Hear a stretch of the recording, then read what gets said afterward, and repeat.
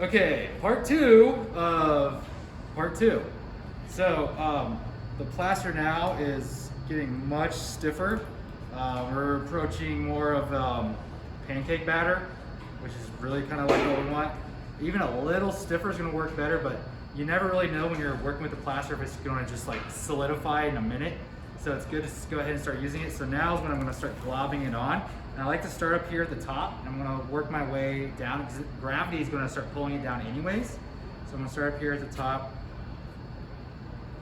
Make sure I hit up this plaster up here.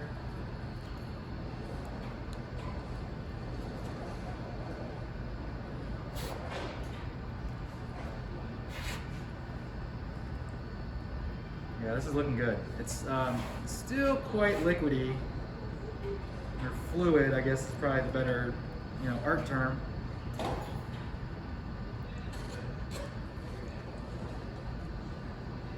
Yeah, so you can see it's really starting to move down. So I probably have another minute with it. Is it warm yet? No, my water. So here's another thing, guys. My water cooled down, so I heated up my water in the microwave in the Glaze Lab, and by the time I gathered you guys out here and talked about what I was doing, the water really cooled down. So here we go. So it took a little longer, but yeah, with warm water, the plaster is going to set up much faster. So if you can, we don't have hot water, I guess, anymore in our faucets. We used to have hot water in the Glaze Lab in our faucets, but I think it seems like they've turned it all off. So because of that, you got to microwave your water.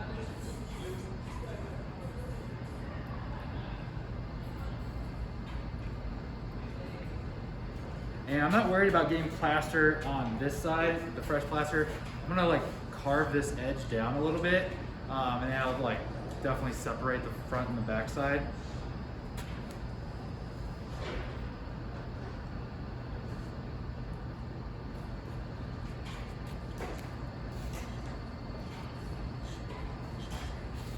So any of this that gets on the table, I'll just have to scrape it up. I like to usually let the plaster firm up, before I can clean it up. If you try to clean up like soft, wet plaster, you're just gonna be fighting it. So I always let the plaster firm up, cure a little bit, let it sit for like 20 minutes, and then scrape it up. Same goes with like these buckets. Never try to clean a fresh plaster bucket. Let that plaster get firm, flex it, and then all of the plaster will come popping off. All right, here we go. So back up to the top.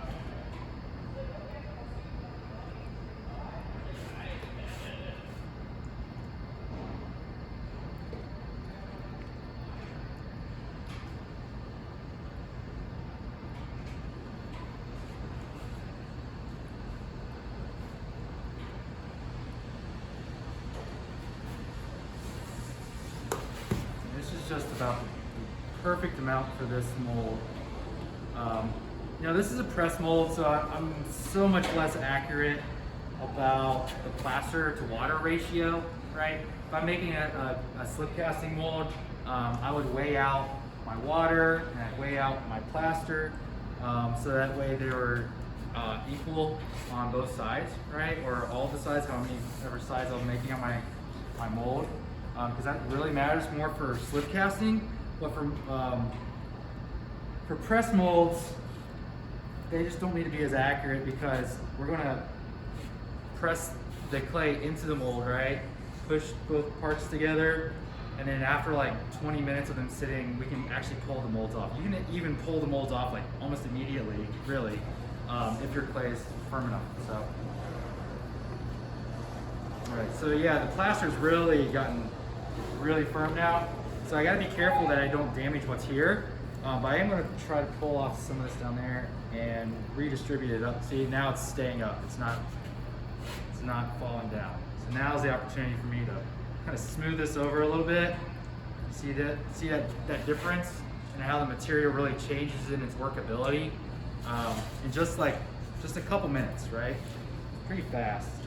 Although I know you guys are sitting there probably like, oh, it's taking forever. But when you're actually doing it, it happens a lot faster. So I'm gonna leave that like that. I feel like, smooth that over just a touch.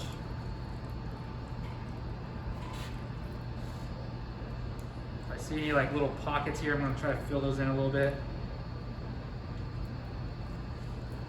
Plaster, and we are pretty much done. So now I'm gonna wash my hands in this bucket. Again, never put any plaster in the sinks. Plaster will ruin the plumbing. So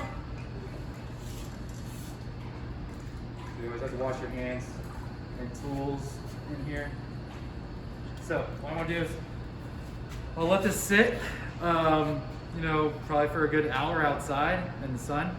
It's really hot in the courtyard, so it's a really great place to put your molds so they can cure, right? Now I'm gonna try to separate. I might try to separate it tonight. If you can't separate it within like an hour or two, totally fine. You can let it sit overnight or the next day. Then you should really try to get them apart before. Sometimes those molds can really kind of stick to each other if you didn't use enough mold soap, so that's something to be aware of. So I'm gonna let this sit. Then we can let them cure out in the sun, and in just a couple days it'll be ready to be used. Okay? I'm gonna stop that. Thanks guys. That was the end.